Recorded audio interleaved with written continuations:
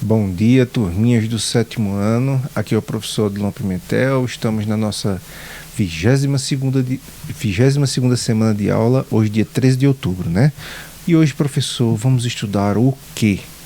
Nós vamos estudar sobre esses seres incríveis, né, que conseguem voar. Alguns, né, conseguem voar, nem todos, ou algumas espécies não conseguem fazer isso. Mas são seres extraordinários que são as aves, ok? Semana passada nós estudamos aí os répteis, né? A gente viu os crocodilianos, né? A gente viu vários grupos aí a respeito dos répteis. Hoje a gente vai estudar as aves. Então vamos lá. A maioria das aves vivem em ambientes terrestres. Elas apresentam bico, pés e pernas revestidos por escamas córneas. Vocês lembram que a gente estudou lá sobre os reptilianos, né? Os crocodilianos com aquelas escamas córneas.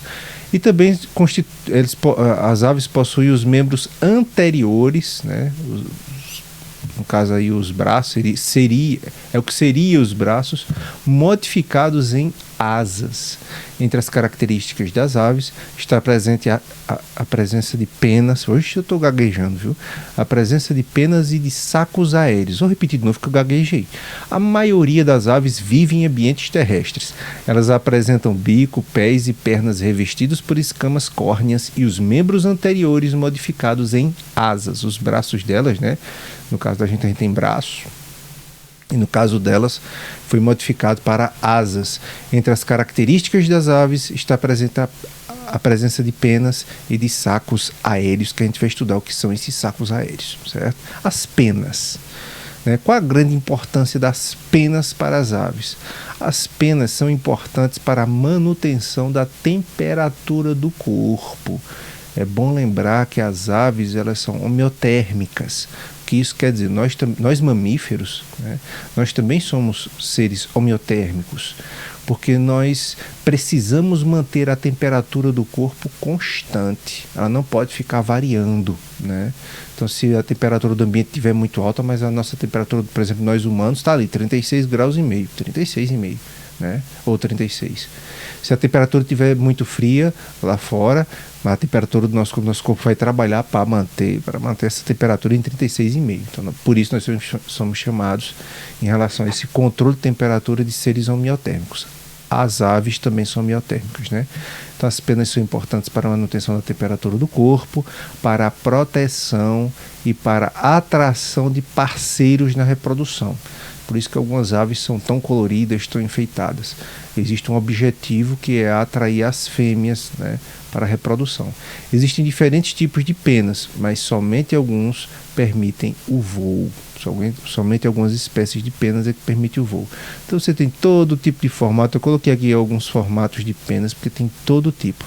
Aqui é mostrando imagens ampliadas, né, para vocês verem aqui como é a estrutura da pena, mas a gente não é objeto de estudo da gente.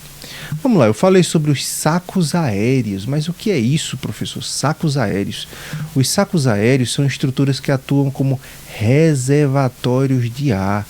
É como se dentro da ave tivessem, digamos assim, uns balõezinhos de ar, né? Melhorando a eficiência das trocas gasosas realizadas no pulmão, mas também deixa a ave com menor massa, com menor peso, possibilitando o voo. Então ela tem aqui, ó, esses sacos aéreos posteriores aqui embaixo, e mais em cima você tem esses sacos aéreos anteriores. Então eles se preenchem de ar, né? E a ave, né, como vai estar mais cheio de ar do que um fluido, do que um líquido ou coisa assim, a ave se torna mais leve e isso ajuda no voo da ave. As aves possuem outras adaptações que permitem o voo. Então tem outras características que permitem às aves, algumas espécies, não são todas, a voarem. Então podemos citar o formato aerodinâmico das asas e do corpo. Então, se vocês observaram a ave tem esse formato que permite a sua sustentação no ar. Se tivesse outro formato, ela não ia conseguir se sustentar. Inclusive os aviões, eles são muito inspirados nesse formato aerodinâmico das aves para poder também se manter voando, né? Então, assim, podemos citar o formato aerodinâmico das asas do corpo, que reduz a resistência do ar. Também as aves possuem músculos incríveis no peito, né? São os músculos peitorais. Vocês podem observar aqui que os músculos peitorais, eles estão ligados também aqui às asas, né? Então, os músculos peitorais desenvolvidos, utilizados para mover as asas durante o voo, são músculos muito resistentes.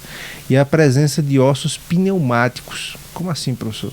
Os ossos das aves, eles são um pouquinho ocos, certo? Vocês observarem, eles são cheios dessas cavidadezinhas, né? E é muito interessante isso, porque o osso se torna mais leve. E o osso cheio dessas cavidades, desses buraquinhos, dessa densidade menor, faz com que a ave fique mais leve, e ela mais leve vai ajudar ela a sair do chão, né, a voar. Então, no caso, esses ossos pneumáticos possuem espaços em seu interior preenchidos por ar, diminuindo sua densidade, tornando os ossos mais leves e possibilitando o voo das aves, né? As aves executam papéis importantes no ambiente. Podem auxiliar, por exemplo, na polinização de flores. Como assim, professor? É o exemplo do beija-flor, certo? Então, olha só, tem aqui a flor, na flor tem o pólen.